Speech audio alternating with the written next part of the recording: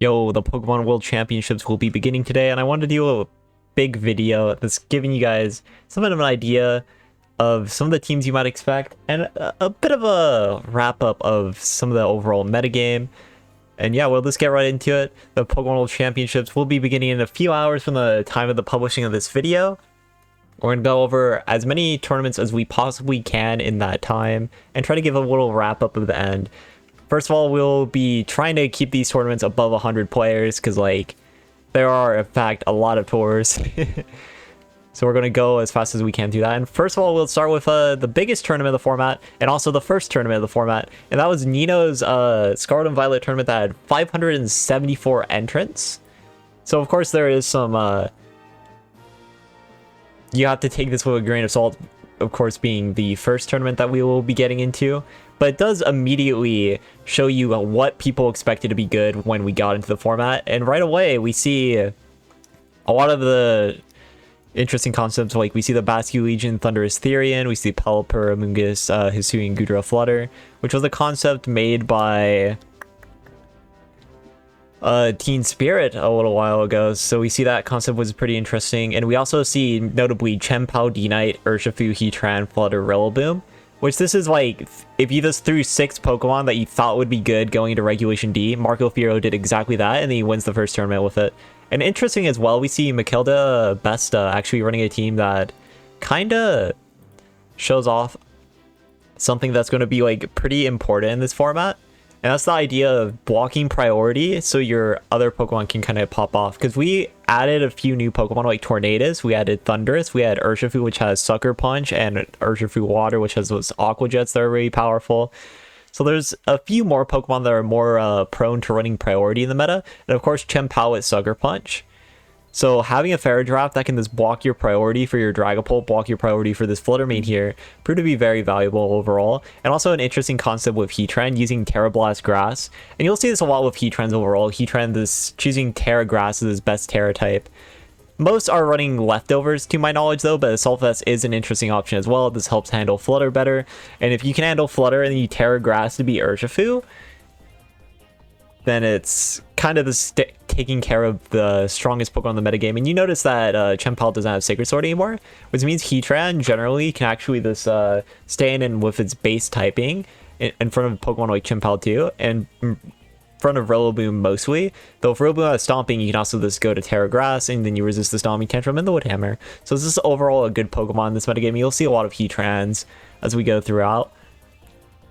And then another interesting little concept we gotta talk about here is like Goldango. Goldango is a Pokemon that's going to have a bit of a resurgence, typically with Tornadus, and we'll go into those teams a bit later as well. But expect Goldango, Amoonguss, Flutter, Landorus, Therian, and Urshifu to show up a fair bit more as we get down and through the list. And Thundurus is also a pretty cool Pokemon as well. As we see with this concept from Drix here, you get Thundurus, Landorus, Flutter, Urshifu, Heatran, Amoonguss. And this is a very simple concept, but this is a nice little balance core. And you have like Thundurus acting as a support. You also see some variants of this team where they just drop the Thundurus and go Amon like Rillaboom or Amon like Iron Hands instead. Both are like very, very strong options. And yeah, another concept we go over here is this little Crest Ursaluna team. And this is one of the first teams that like everyone was like, oh, it's going to be so broken. It's going to take over the metagame. Everyone's just going to use Crest Ursaluna, right? That was how we looked at the format on launch. Because Ursaluna, of course, with Flame Orb plus Guts and like 140 base power, and then Facade, and you have EQ, and you also have Headlong Rush. Creates a lot of this insane power offense. And then Cresselia having moves like Ally Switch, Moonblast, Lunar Breath, and Trick Room, though in this case is using Psychic Icy Wind, allows for like this insane offensive presence once you actually get in Trick Room. And Cresselia is this extremely hard Pokemon to KO. And now having Lunar Blessing, you're making Ursaluna extremely hard to kill, you're making your Iron Hands extremely hard to kill, and Cresselia becomes even harder with a bit of recovery. So this is overall a nice little balance there. And we'll go over to the next one now. Now that's where we're going to actually talk about the Victory Road tournament. In this Victory Road tournament, we see that this few of the same concepts overall, though we actually see a lot more Cresselia at the top, and we see an interesting Cresselia set that we won't see as much in later tournaments, but I think it's still like very powerful right now. And that's the idea of having Cresselia act as a win con. And why this is beneficial is Cresselia is one of the bulkiest Pokemon in this format, and there aren't many Pokemon that can actually deal with Cresselia in this break it, especially once it gets to Terra. And in this case, this Cresselia acted more as an answer to Ursaluna cores, as Cresselia could Terra to Ghost, and then Ursaluna cannot hit it with Facade, and also because of the Levitate ability, Cresselia completely walls out opposing Ursaluna. And then it's just a more standard good stuff core apart from that with Rilla, Urshi, Torn, Flutter, Chempal, which is something you'll see a lot overall. And then other notable things is, once again, we see another like kind of Ursaluna concept, though this one actually goes a bit further in the fact that this is where we're going to see the premier Cresselia set, right? Where it's Moonblast, Trick Room, Lunar Blessing, Ally Switch. And why this is the premier Cresselia set is it allows you to Moonblast and take care of opposing Urshifu Dark. And then you can also Terra against Urshifu Dark and take care of it that way. And also having Iron Hands to help set up your Trick Room. And then also, this is the more standard Heatran set that I talked about previously, where we see Substitute, Heat Wave, Protect Leftovers. Interesting as well, they choose Terra Blast, Grass, instead of Earth Power. A lot of Heatrans are running Earth Power instead of like Sub or instead of Terra Blast. So that's something worth keeping in mind. Ursaluna also choosing Ice Punch, which I think is a very solid option. There's some that are also choosing a Ghost move on Ursaluna, so they can hit Cresselia for like super effective. Though, or hit a Flutter Mane. Though it's more you can just headlong those, so it's fine. But Ice Punch also hits Rillaboom and Landorus Therian form, making it a very strong option in itself. Though it's mainly this for like Landorus, really. And also, so if those Pokemon have Terra Ghost, you're allowed to quick Ice Punch into them instead of having to worry about the Terra Ghost and then you gain like no damage. Because the worst thing that could happen for a Trick Room team is you going through Trick Room and then you gain 0 damage out of it. And then we see a little Dondozo concept from Carson here as well, which this is kind of more the standard Dondozo team, so I'm not going to go too far into it. Though this one, of course, using Urshifu Dark and then using Flutter Mane, Icy Wind to kind of this act as speed control to get your Urshifu to get that first hit off and then just pop off. And we also see that with Chi as well. Yeah, the Icy Wind coverage as well. I do think Flutter Mane with Icy Wind is something that's going to be a bit more valuable in general in this format, and we'll probably see that set a fair bit. A part of other teams as well. And we also see Friedrich, Hulge, Goldengo screens, similar to 45 Mice's team, though interesting since we have Landorus Therian now. Landorus Therian is a great partner to this Goldengo screen stuff, so this is a cool addition there. Shout out to Mice, by the way. But yeah, let's keep going. And this one we get Nino's 72nd tour, and we get an interesting concept. 2 of the same teams winning this tournament. Both of them running this Torn, Fair Giraffe, Regidraco, Urshifu, Goldengo, Rillaboom comp. I believe this originated from some Japanese ladder tournaments as well, which we'll get into some Japan tours a bit later. But yeah, simple concept here. You have Torn, you have a priority blocker, and you have ways for like Regidraco and Goldengo to just pop off. And we'll see this as well with Indeedee a bit, where you just block the priority and these 2 Pokemon just go obscenely hard with Make It Rain and Dragon Energy. And of course, Regidraco's one weakness being Fairy, as that's something you can't just Dragon Energy through. Goldengo, being a Steel type, allows you to Make It Rain through, so you kind of cover your options a fair bit there. And then we have Urshifu Water to deal with stuff like Heatran. And then we see a Chiyu, Grim. Once again, the kind of concept I talked about. Grim screens with Landorus Therian is a pretty cool core that we're probably going to see an occasional amount, but notably not as much since I don't think many people like Grim. And we also see a Ting-Lu, which this Pokemon's going to be super underrated for most of this format. Don't expect many Ting-Lu at the World Championships this year. But Ting-Lu is still a very strong Pokemon. I think that is worth mentioning. And also Gastrodon, Storm Drain, Urshifu Water Immunity. Stops Palafin, stops hinders Basculegion a little bit as well. Gyarados doesn't like Gastrodon either, which is a little bit less used. So Gastrodon's going to probably see some play. This is an Urshifu Water counter and one of the hardest ones. And this one we're going to talk about the Wide League tournament. And this one, we really see a lot of like similar concepts as we saw before. So there's not too much to get into with this tournament. Though notably Joe UX9 actually choosing a Thundurus balance team, where he used Thundurus, Landorus, Flutter, Urshi, Rillaboom, Heatran with a supportive Thundurus set that allows you to kind of take over games and set up Urshifu Water for these like insane kills. and it's very valuable itself. And we do see Phantom Evil using a little concept of Torn Landorus and Arima using Torn Landorus, and expect Torn Landorus to be a combo that's very, very common once we get into the Pokemon World Championship and once we start looking to these later tournaments as well. So that is something you should really be looking out for this World's year. And this tournament's pretty interesting. This is basically a Nino Tour 2, really, because affiliated with it. And we see some other interesting mons. We see a Zapdos Balance team, and we see that Regidrago Tour and Goldengo team once again winning with the Ferrodraft. We also see a little Dozo concept, a little more standard to past Dozo concepts, so I'm not going to go too far into it. And we also do see some old regulation teams, like this Talonflame team is essentially the team we actually saw from the King Villager for most of the format, though instead of like Urshifu Rapid Strike, they had Goldengo. Did they have? Yeah, they did have Flutter on that team, I think. But yeah, Urshifu Rapid Strike there instead. Still a very good concept. Talonflame is still just a priority Tailwind user. Of course, it's a little less reliable than Tornadus is, though it also has more like immediate presence in the sense that Tornadus is slower than Talonflame. So in a Talonflame Tornadus war, the Talonflame will get Tailwind before the taunt, so you can always guarantee your Tailwind through that. Though there's some problems in the fact that like Urshifu Rapid Strike can just KO it surging and cause problems in that way, or you can just get faked out, and it has Protect to kind of cover that issue, so it ends up working out pretty well. Though it does of course have that added vulnerability, and you don't have the benefit of Sunny Day, Rain Dance, and General Bulk like Tornadus does, or a cool little move called Bleak Wind Storm, which potential speed drops can change the Tailwind meter very substantially. We also see a Zapdos team.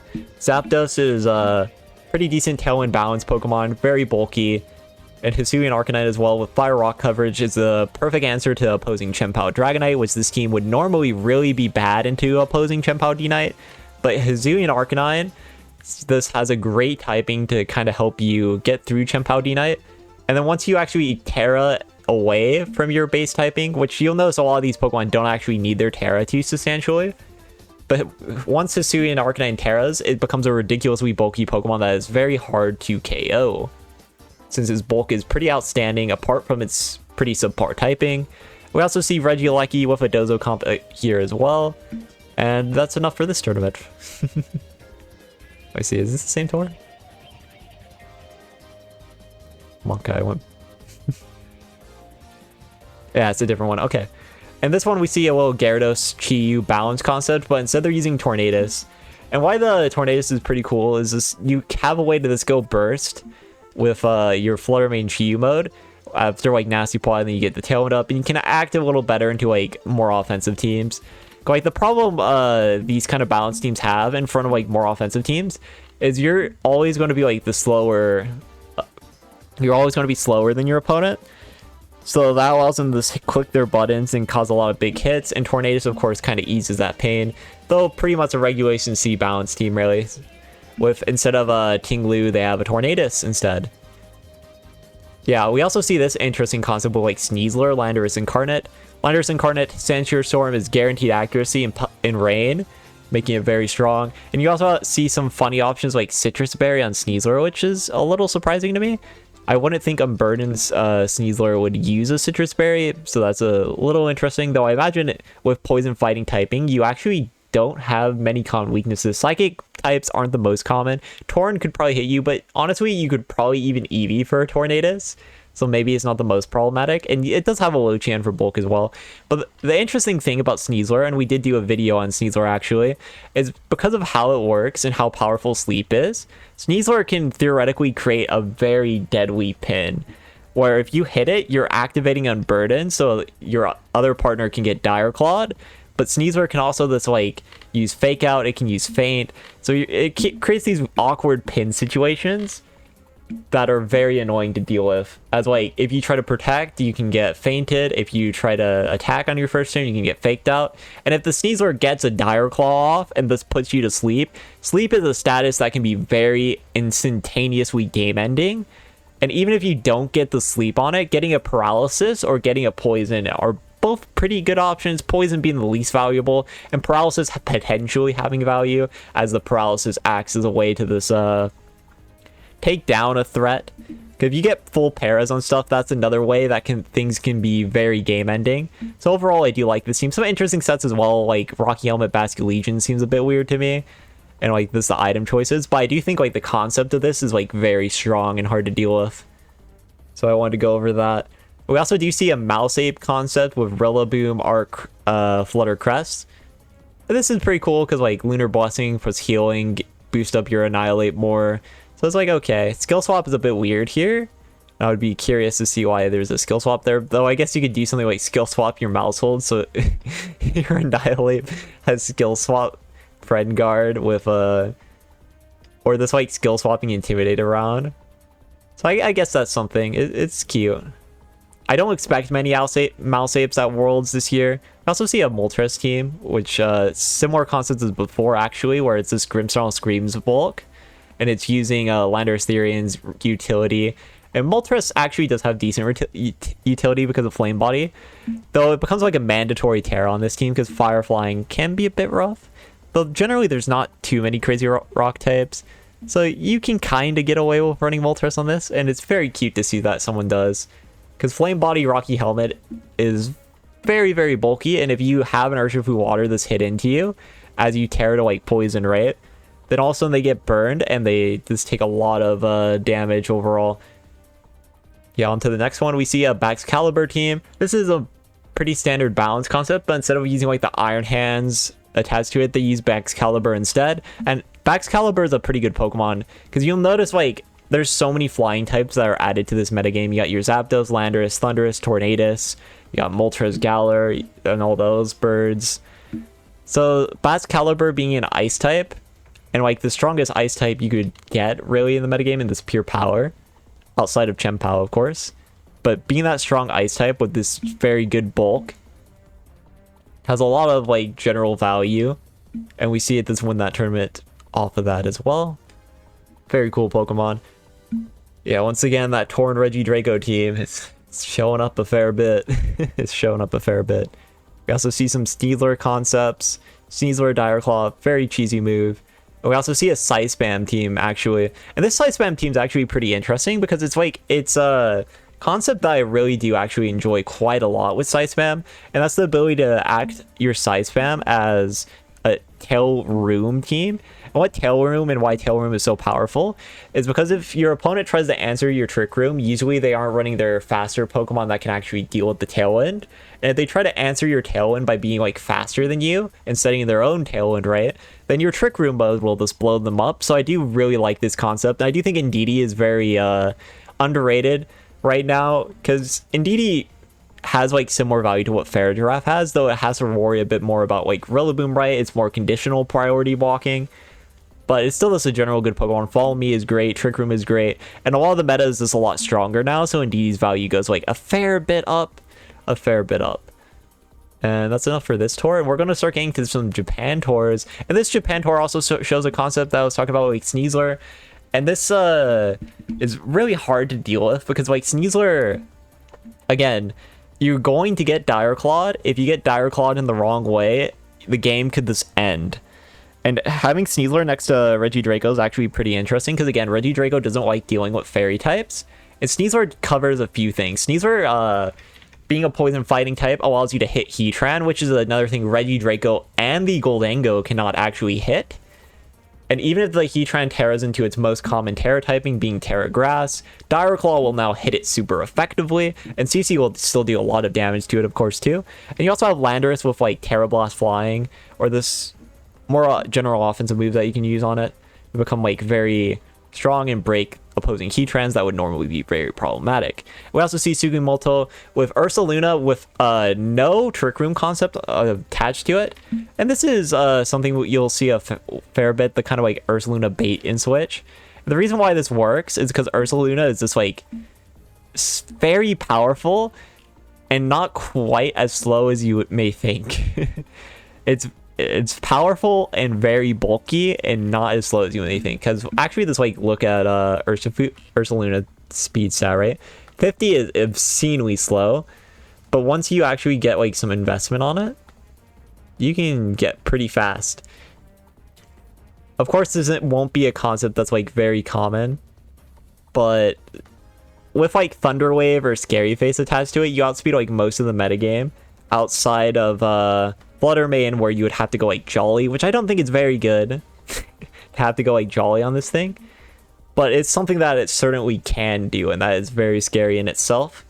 And it ultimately did very well in that tournament with like Chien-Pao, Arcanine, Thundurus, Flutter, Dragonite, and Ursaluna's little backup mode into like more bulky teams, right? Or this teams you can generally just survive enough hits and have your Ursaluna pop off. So yeah, pretty cool concept. We'll go into the next one, and we actually see Grimmsnarl screens with Gastrodon, Hisuian Arcanine, Cresselia, Iron Hands, and Roaring Moon. Roaring Moon is still a very powerful Pokemon. I don't think it's going to have like much usage, but it is very scary as like the same kind of reasons it was before in Regulation C. Flying type acrobatics, Throat Chop, generally a decently bulky Pokemon, so it can have like okay amount of offensive presence.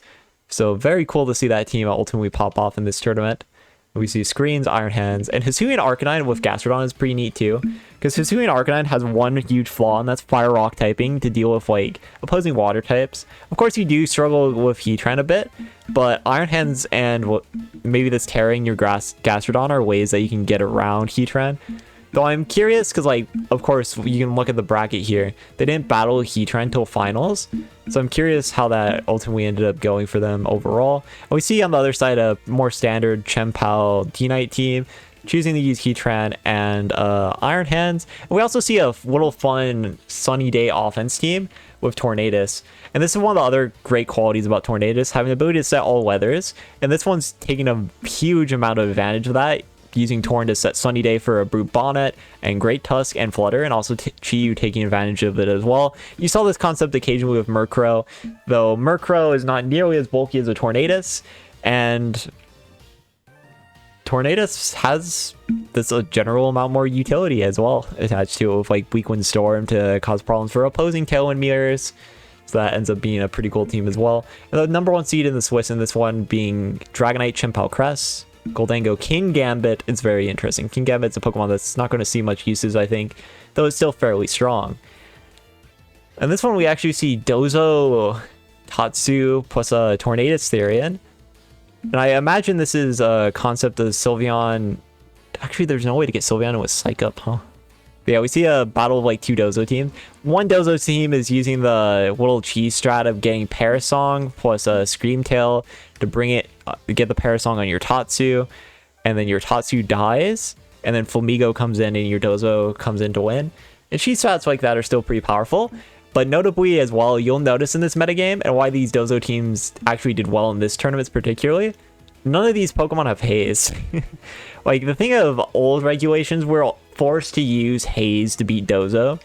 And now since we don't necessarily have to run Haze, and we can still find certain ways to beat Dozo apart from using this Haze, this actually opens a door for Dozo to come out a bit more than it necessarily could before, and actually have some potential to have some high placements. Because the hardest counter to Dozo isn't really there, though there's still like a lot of problems for Dozo in this format. Like Rillaboom rotation, Iron Hands rotation, general things with a lot of bulk can cause a lot of problems. And also this Urshifu Dark and stuff like that actually do have the potential to this completely break Dondozo. And the reason for that being Wicked Blow, Choice Band, that just ignores Dondozo's bulk. So that can cause some problems. Regenerated Tornadus Therian is very interesting, and this is the first time I've seen Tornadus Therian win a VGC tournament, like ever. So that's pretty cool to see.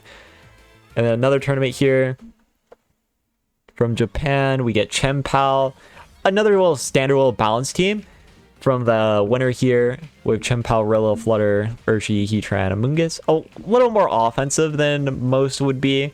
We also see some interesting concepts around Bascu Legion with Scythe Spam, and then a Bascu Legion Tailwind team. And I think this Bascu Legion Tailwind stuff is going to be very, very powerful for Worlds, because Bascu Legion on base has the ability to this out-damage Palafin with no assistance. So adaptability Wave Crash is just obscenely powerful, and you don't have to do any switch-out shenanigans with it. So that's pretty good. And yeah, Shugamoto Riki actually showed a pretty interesting concept And what they would do, essentially, they would have Sneasler plus Sylveon, and they would bait you into Protect and then quick Feint, or they would have you in these very awkward scenarios with Dire Claw. And this is the concept I talked about with Sneasler in our Sneasler video. I'm going over it again. But essentially, if you hit Sneasler, Sneasler will become faster. And because you do that, you're going to get Dire Clawed, and you can't really block it. So to deal with Sneasler, you have to hope you have like priority and multiple priority sources, or that you don't fall asleep. Sneasler is a Pokemon that can be very game ending for any team if they just get unlucky. Sneasler, if it hits Dire Claw and sleep, or hits Para and gets full Para, it's the most broken Pokemon in the metagame, and I seriously mean that. The good thing though, it doesn't always hit. So you're fine. But that is something to be very concerned about and can cause a lot of variance to the world's metagame if a lot of people use Sneasler. And the final tour we are going to be talking about here is going to be this tournament here from Liberty Note. And this one has actually this concept of Torn, Chien-Pao, Urshifu, Flutter, Hisuian, Arcanine, Rillaboom, Win. And why this is cool is this kind of has this little bit of an offensive showcasing, as like Heatran would work on this team theoretically, but Suika using Hisuian Arcanine is actually very strong here.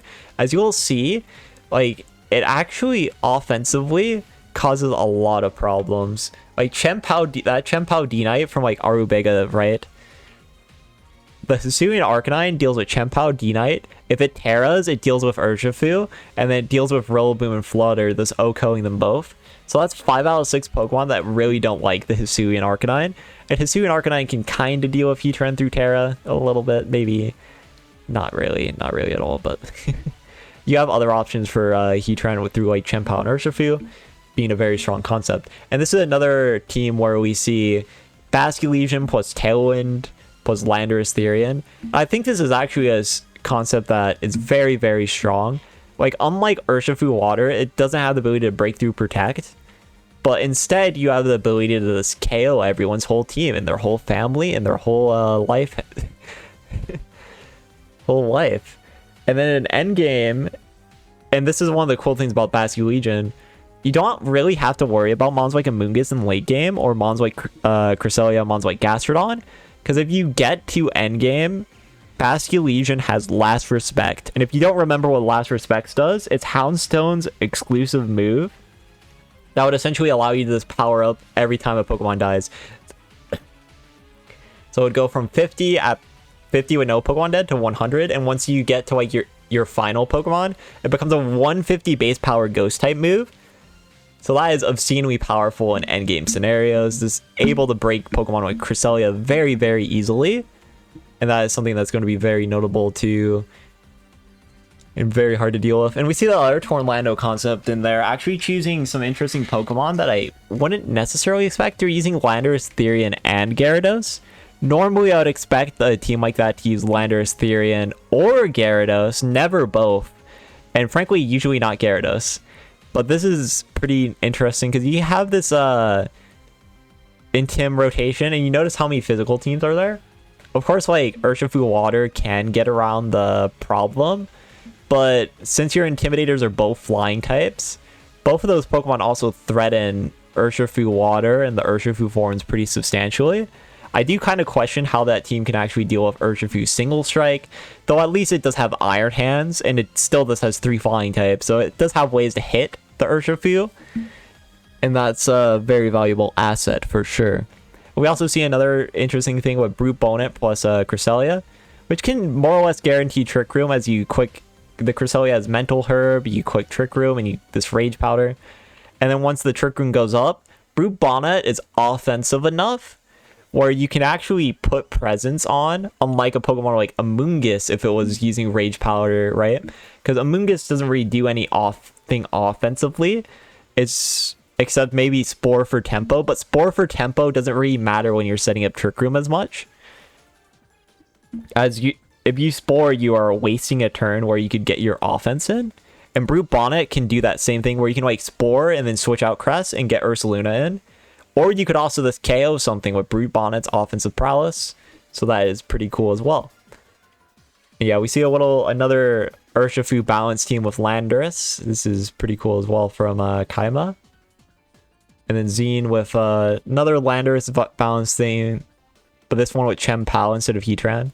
I do think Landorus Therian is a Pokemon you were going to see a lot at this World Championship, which until like the last couple weeks, I feel like Landorus Therian was actually underplayed in this format. Because you'll notice like early on, right? Where's Landorus? Where did he go? What happened to him? But yeah, the later we got, the more Landorus show. This again, no Landorus outside of this Grimmsnarl team. So yeah, this is a kind of new development of Landorus Therian. People remembered Landorus Therian was a broken Pokemon again. So that is kind of interesting to see. And I put some teams that I went over a bit earlier as well. I'm not going to go too far into detail because we kind of did that while talking about the standings and stuff. And this is a kind of Goldango screens concept that was on earlier as well. I do kind of want to show my version of Mice teams just for fun. Where is it? I have more teams listed, but... Iron Maw. I don't think anyone would actually use this, but this was my version of Mice's team. Yo. I think it's better than the one that was listed there. But yeah, to get into like our big threats for this tournament, you may be surprised to notice all the genies are there. All the Urshifus are there. You got Rilla, Heatran, Amoonguss, Chi-Yu, Flutter, Chien-Pao, D-Knight. None of those should really be the biggest surprises there, right? Also, I should probably add Grimmsnarl here.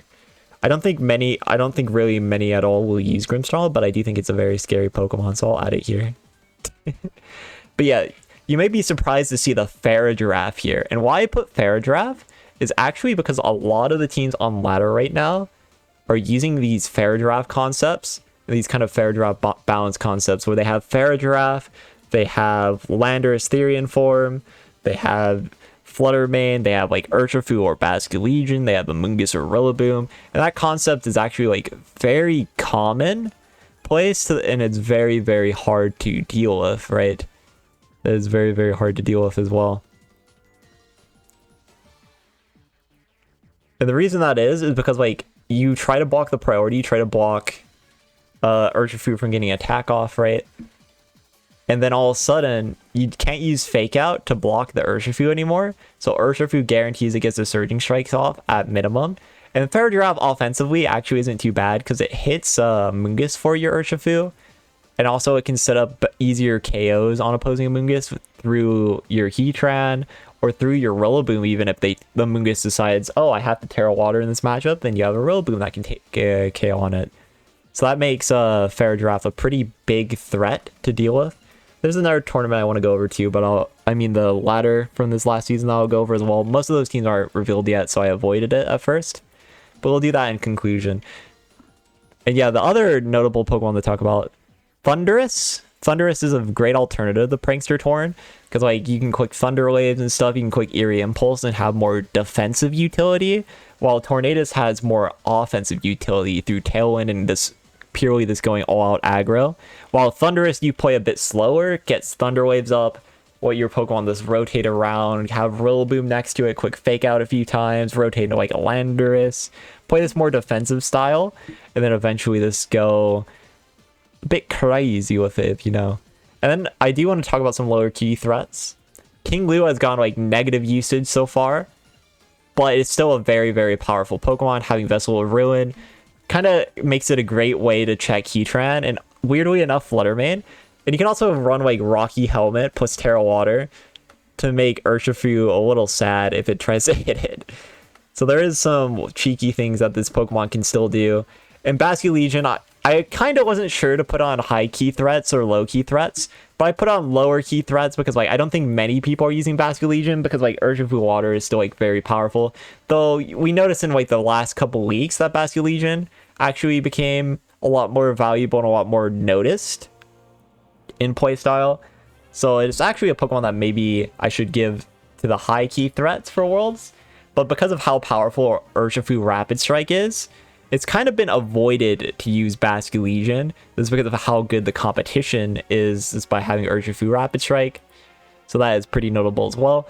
And Indeedee Female, you notice as well, I had Farigiraf listed. But the thing about Indeedee, is it can, on an offensive team, it can kind of play that role of Faradraft, but in some ways more effectively, as you're able to use Follow Me as well to help guarantee that your offensive Pokemon next to it will get an attack. Because the thing about Faradraft isn't providing direct utility. It's providing anti-Trick Room, and it's providing priority blocking as its utility, but it's not like immediate presence, right? Like, you can kind of avoid Faradraft a little bit, but Indeedee is not something you can avoid. It will get its Follow Me's off, it will get its Helping Hands off, and it will cause a problem by doing so. Dragapult I also talk about here as well. Dragapult is very powerful. This is an offensive menace. I don't think it's the best Pokemon in the world right now, but if you have it, it's great with like Faradraft, and you can even have it with Indeedee too. And if a team is unprepared for a mon with Dragapult's offensive prowess, you're just going to get blown up. To be blunt, you will just get blown up. And Dragapult is a very hard Pokemon to play against if you're not used to it. So it will be a little bit of a test to the field if they played Makelda Bessa before. Because Dragapult is a Pokemon you have to do very specific things to make sure you can win. Gyarados here is kind of weird, may feel weird to put. But because Landorus Therian got introduced to the meta, and even Hisuian Arcanine, there's a lot of like Intimidate competition. But also water types have a lot of competition. You'll notice a lot of the Pokemon I put here are water types.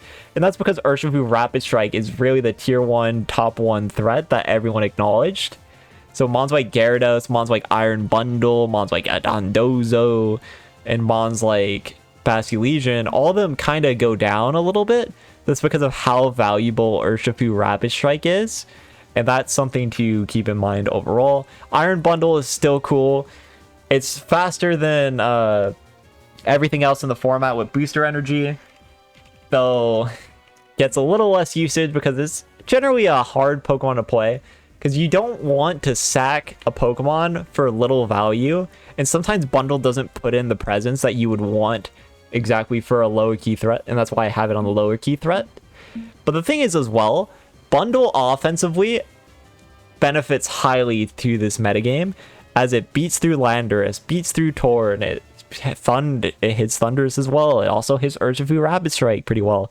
So offensively, Iron Bundle is strong, but it's not quite powerful enough that I feel like it warrants great usage, though it will be something worth keeping in mind and something we might see on a few teams of the Pokemon World Championship, but don't expect it on many. I do expect there to be some Dondozo players as well. What I said before about how there's not really any Palafins in this format, ergo there's no Pokemon using Haze, allows Dondozo a little bit of an opportunity to become a little stronger in this metagame. Though unfortunately there's a bit of a sacrifice Dondozo goes through in this format, and that's no one's running solo Dondozo anymore. So solo Dondozo won't really be a thing, but there will still be the Dondozo Tatsu concepts, where if they get in a good enough position, because they do have even crazier offensive Pokemon like Urshifu next to them, like Urshifu Single Strike can break something very easily for you. They still have Chi-Yu, they still have Fluttermane, they still have mons like Chien-Pao, so Dondozo can still break things under the right circumstances, but it will be a generally, that's a little bit harder for a Dondozo team to thrive in an environment that has Rillaboom, it has Iron Hands, there's Intimidate rotation mons like Landorus Therian, and like Landorus Therian tears to water, and all of a sudden it's the same problem you had with Gyarados, but now it's a more used option than a Gyarados would normally be. So there's a lot of like annoying things that can happen. And of course you can run Oblivious to get around the Intimidate problem, but if you do that, then all of a sudden, oh look, actually there's not many stat boosters, are there, this format? Well, you could get blown up by someone running like Swords Dance on Urshifu, or a Swords Dance on Ursaluna, which I don't think Swords Dance Urshifu is good, but it is something that does exist. And I don't think Swords Dance or Ursaluna is very good either, but it does exist. So there is some risk attached to it. Honestly, not much, but Oblivious is still very strong. Though Solo Dozo, not a very good concept right now. Regieleki is a very strong offensive Pokemon. Of course, Transitioner did get nerfed, so it becomes kind of like how Iron Bundle plays. And basically really the same as Iron Bundle, really. Because 124 compared to the 123, you both have Electroweb. But the thing about Regieleki, which makes it a bit cooler than Iron Bundle, you don't have to run Booster Energy Speed. So this makes Regieleki a little stronger in that sense, as you're able to run an item like Focus Sash and force at minimum 2 targets. And then you can just use moves like Thunderbolt, Electro, Volt Switch. It also gets Terra Blast. I don't think Terra Blast is worth it though, generally. Though you can run Terra Blast with like Choice Specs as well, or you can run like something cheese like Electro Ball for offense as well. You know, like Terra Blast Ice is funny, but I don't think this is actually a good set. And the reason why is because Regieleki has a base 100 special attack. That's really it. But it is still a valid option as well, and it's very scary. Landorus Incarnate is a weird Pokemon where it can actually cause a lot of problems through like a certain team style, though generally it struggles against like the Cresselias. It doesn't do anything to Torn concepts really, but it's faster than Urshifu at base, so I still want to like acknowledge it. Like, let's see what concept. Yeah, if you play like one of these balancer, more balancy concepts, then it's like a little bit better for you to deal with, because there's still teams that don't run flying type Pokemon, and into those teams you become like the #1 threat. Like, let me look here. It's the wrong tournament. There's a tournament earlier that I saw there was like no flying type. Yeah, like this team we saw win this tournament, right? Of course they do have Chien-Pao, which Chien-Pao's a little annoying, right? But you can run like an Amoonguss next to it and then just have Landorus Eye, the Sandshrew Storm, everything. And that's very hard to deal with. That is very hard to deal with. And if Heatran Terra Grasses, Landorus Eye has a Terra Poison Sludge Bomb, which is very scary. So I do think Landorus Eye is a strong threat, though I don't think it will have a very dominant placing at Worlds. Though I could see it run on like some rain teams with like Landorus Eye, Iron Hands, Basculegion, and Pelipper, and do pretty well. And we did see a rain team running that concept earlier. Don't remember if I pasted it or not, did I? Earlier. No, I didn't. So why the Arcanine? Let's remove this. There we go. This is what I mean. Like Landorus Eye plus the rain, you get the boost. Which this should have been in sand boost, but you know, what can you do with Game Freak? And because it's in rain, it's actually a little bit stronger, because like having this next to like a Tornadus or a Pelipper that can set rain for it, pretty good. Pretty good. Spread ground move for 100% accuracy with 100 base power plus sheer force and life orb. Pretty good. Pretty strong. Then we see Hisuian Arcanine. We already talked about it as well. Chien-Pao D-Knight, very powerful. So having a way to deal with Chien-Pao D-Knight in general is always a good thing. And Hisuian Arcanine has a few tricks as well, where you can run like Terra Grass, and you can run Terra Blast. And now all of a sudden you beat Chien-Pao D-Knight and you beat the Urshifu Water attached to it. Very, very effectively. There's also some cute moves you can run with like AV. You can run Bulldoze. It's pretty cute for speed control. You still have moves like Close Combat as well, like normal Arcanine has. Though notably the big playstyle difference from this and like normal Arcanine is I don't think you'll really see a set like Flare Blitz, Rock Slide, Will-O-Wisp Protect. Like I don't think Will-O-Wisp will generally be the move of choice, because I think E-Speed and having your Rock Stab is generally more valuable for Hisuian Arcanine. And that's what really the main difference of how it plays compared to a normal Arcanine. Very, very strong into Chien-Pao D-Knight. Less Chien-Pao have run Sacred Sword, and more have chose Crunch to deal with Cresselia, which kind of opened this door for Arcanine and Sui to be a little bit better. And there's also alternative Terras like Fairy that are strong as well. Regidraco, we saw this set earlier. Very, very strong Pokemon. It didn't, unlike Regieleki, it didn't actually get nerfed. So you can still use Dragon Energy at full power. You still have moves like Draco. And you have a move like Earth Power. And Earth Power is really good for this, because you can actually hit Heatran and Oko Heatran that doesn't Terrasilize. And that is pretty powerful overall. And then we have Mousehold. Mousehold's still strong. You can still run a gimmicky set like a Technician, Wide Lens, Pop Bomb.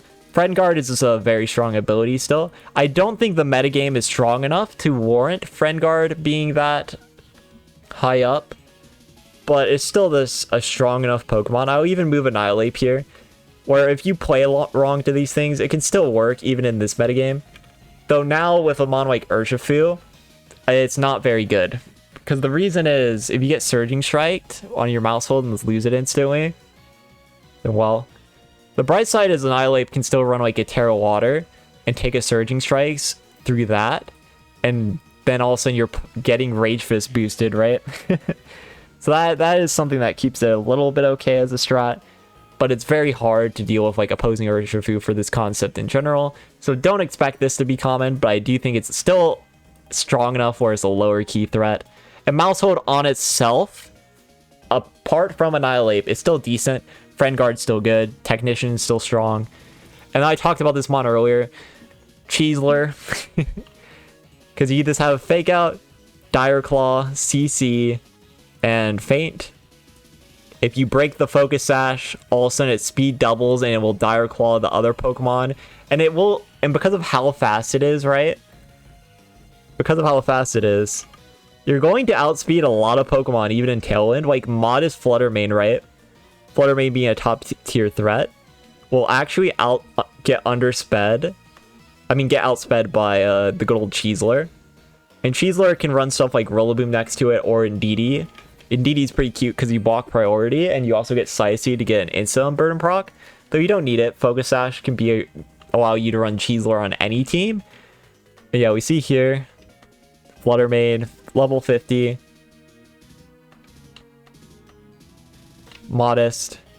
And wow, look, you outspeed. Very tactical for them to do that. Very tactical. So if you see Modest, Flutter Mane, and Tailwind, Cheeseler, the Dire Closet, and it's like, oh, well, shoot. The last one we have here is Grimmsnarl. This is standard Screens mon. Screens is still very powerful here, and Grimmsnarl actually becomes the premier screen user. There's no, like, Alberto, Laura, Klefki stuff, because Tornadus can taunt it. But since Grimmsnarl's a dark type, you don't have to worry about taunt. So you can still expect this set to be like very powerful overall. And having the ability to T-Wave threats like Urshifu Water and T-Wave threats like a Flutter Mane is very valuable. Of course, you can't T-Wave stuff like this rising electric types. You can't T-Wave Urshifu Single Strikes. But against Urshifu Single Strikes, you're a Dark Fairy type. You click Spirit Break into it. So it's still fine as a matchup. Though you have to be very careful that your other Pokemon doesn't just get O-Code. And that's the one concern in that matchup overall. And yeah, that's all a little look at some of the Pokemon I think to think about for the World Championships. I probably missed a few things, but you know, oh well. And we will finally quickly look at this little ladder from last month, which there's not going to be many teams shown here because, like, you know, Worlds, right? But we'll always look at it. Like this Galarian Zapdos team was very cool, for example. Palafin, Galarian Zapdos. Palafin's a mon that's going to get overshadowed a bit, especially now that I said, oh, Basculegion is Palafin without the need to switch out. But this is cool because, like, into like Didozo, you can quick haze. You still have the Tinglu as well. Misty Seed bulk with Zapdos is funny too, because like Grassy Seed bulk. Why did I say Misty Seed? But yeah, you have the Grassy Seed bulk next to the Rillaboom, but you also have the Tinglu that covers for the other side of things where normally you wouldn't be able to deal with the Flutter Mane side, but Tinglu covers for that pretty well. So it's a pretty well-made team overall. And let's see if there's any other... Yeah, Maushold plus an offensive concept here. That's pretty cool. We also see Bruxus, the other priority blocker here. Priority blocking is generally just a very strong tool in this format. We see Cleavor. Cleavor is kind of cool, but the thing is, this meta will have to be like hyper bulky for Cleavor to get max value. And I think the meta is a little too offensive for Cleavor to be at its most effective. But Worlds tends to slow down. And because Worlds tend to slow down, Cleavor's Stealth Rock off of Stone Axe might get more value. Though I kind of don't expect it to. This Toxicroak is pretty funny. Fake Out Feint. It's very weird to run it when Sneasler exists though. But it does have Dry Skin and Water immunity, so it doesn't have to worry about Urshifu Rapid Strike, which is kind of funny. And yeah, Bruxus yet again. Yeah, that's really it. We do see the Tyranitar Lycanroc team from like old formats as well. Landorus Eye next to Ferrogiraffe, offensive powerhouses for sure. And Amoonguss Iron Hands. Iron Hands is such a broken Pokemon. But yeah, that's it for this video. Excited to watch the Pokemon World Championships with all you guys later today. And yeah, that's it. Goodbye.